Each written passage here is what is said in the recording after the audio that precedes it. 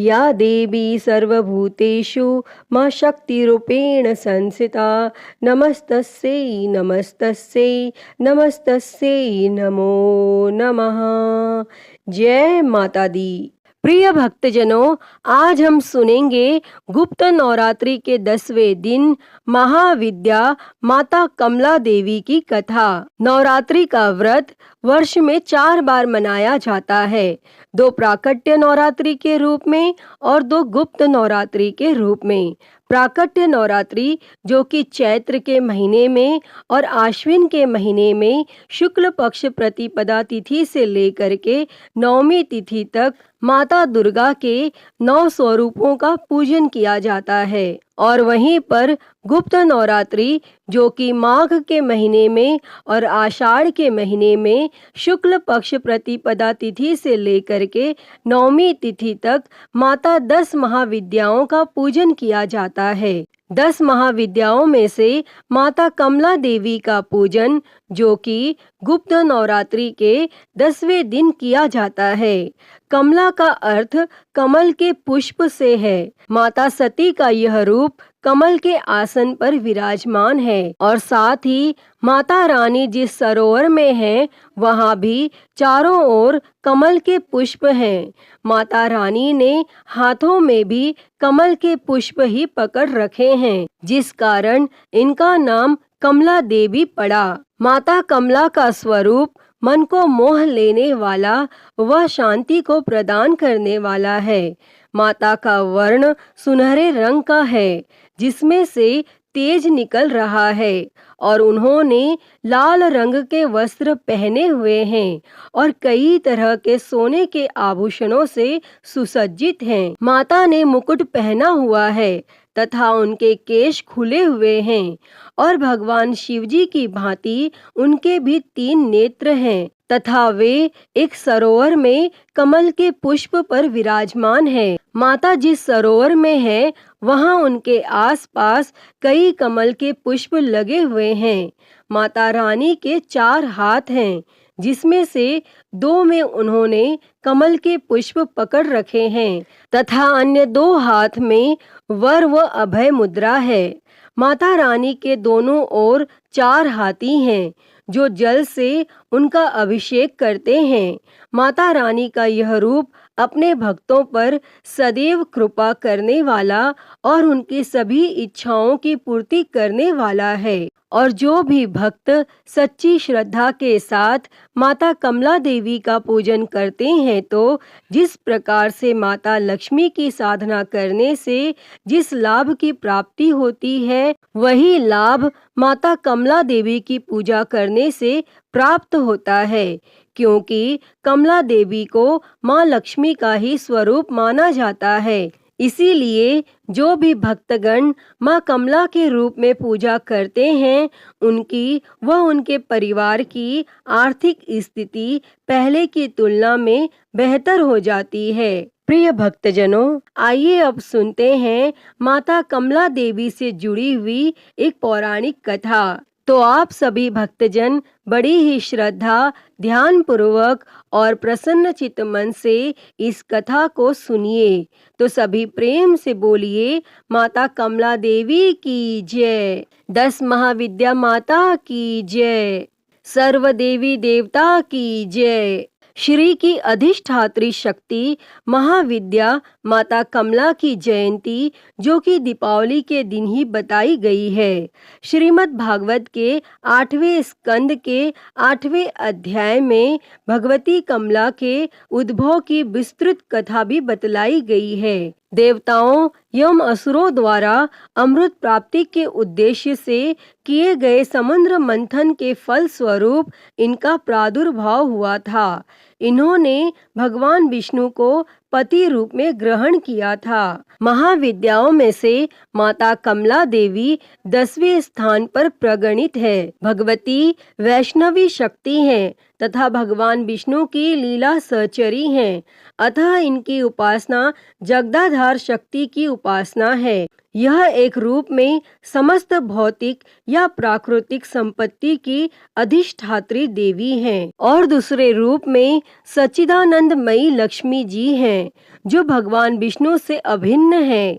देवता, मानव एवं दानव सभी इनकी कृपा के बिना जो कि पंगु हैं, इसलिए आगम और निगम दोनों में इनकी उपासना समान रूप से वर्णित है।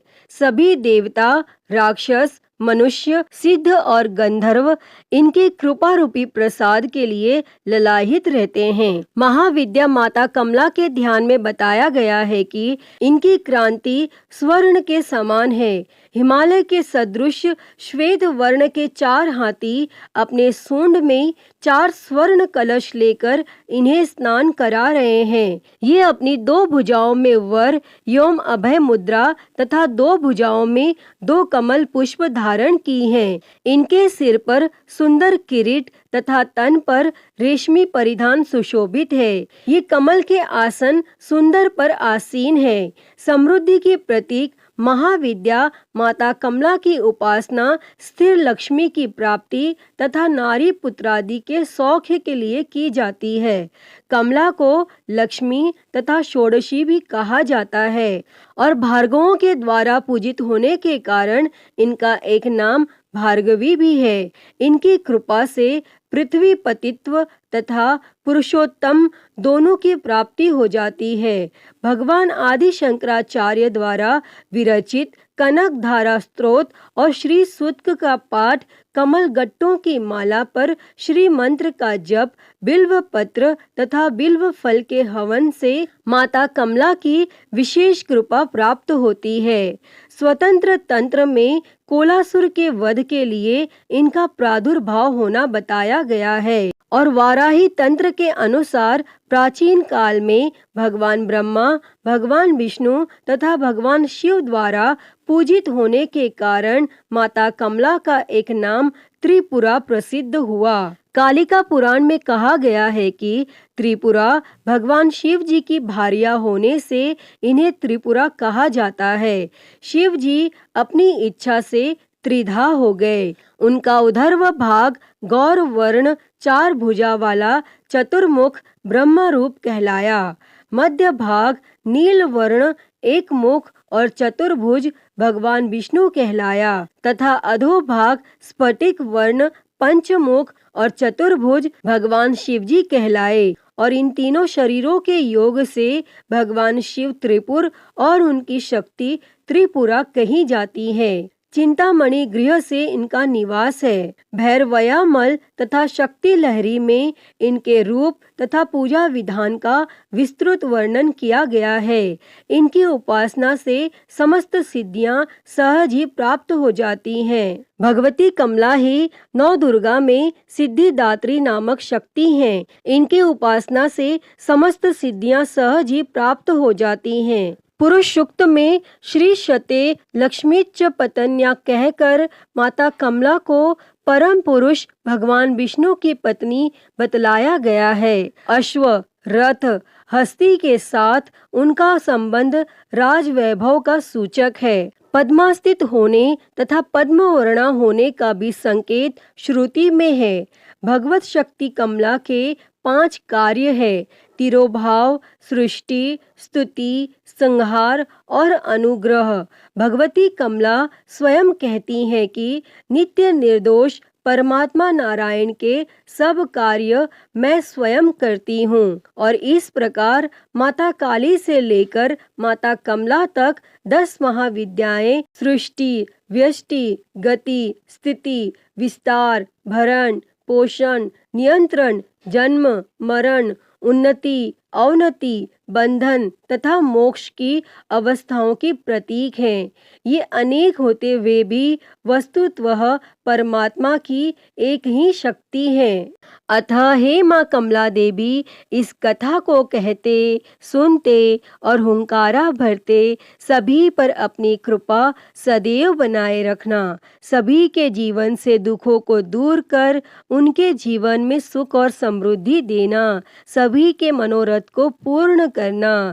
तो सभी प्रेम से बोलिए, माता कमला देवी की जय, नौ दुर्गा देवी की जय, 10 महाविद्या माता की जय, सर्व देवी देवता की जय। प्रिय भक्तजनों, तो मैं उम्मीद करती हूँ कि आपको आज की यह कथा पसंद आई होगी, और अगर वीडियो अच्छी लगी हो तो इसे लाइक करें, ज़्यादा से ज़्यादा शेयर करें और कमेंट में माता कमला देवी की जय लिखना ना भूलें। और महाकाल भक्ति ज्ञान चैनल को सब्सक्राइब कर नोटिफिकेशन बेल को ज़रूर ऑन कर लें। हर हर महादेव। धन्यवाद।